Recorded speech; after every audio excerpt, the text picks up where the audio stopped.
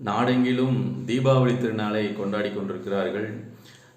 வேத புஸ்தகத்தில் இந்த ஒளியை குறித்து, இந்த வெளிச்சத்தை குறித்து என்ன சொல்லப்பட்டிருக்கிறது அப்படின்னா, மத்தேயு 5ஆம் அதிகாரத்தில் 14ஆம் வசனத்தில் கர்த்தர் இப்படியாக சொல்கிறார், நீங்கள் உலகத்துக்கு வெளிச்சமாக இருக்கிறீர்கள்.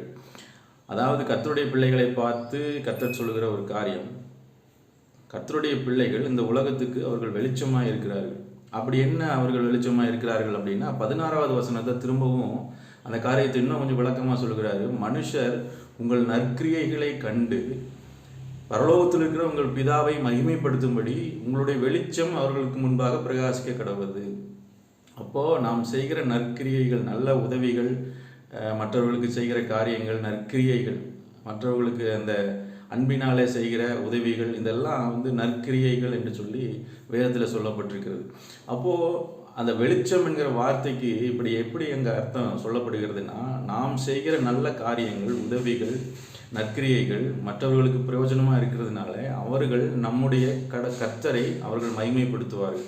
அந்த உதவியை பெற்றுக்கொண்டவர்கள், அந்த சேரிட்டி ஒர்க்கை அவர்கள் பெற்றுக்கொண்டவர்கள் நம்முடைய கர்த்தரை அவர்கள் மகிமைப்படுத்தும் பொழுது அதனாலே கர்த்தருடைய நாமம் மகிமைப்படுகிறது. இதுதான் நாம் வெளிச்சம், நாம் செய்கிற அந்த வெளிச்சம் என்கிற அந்த காரியம்.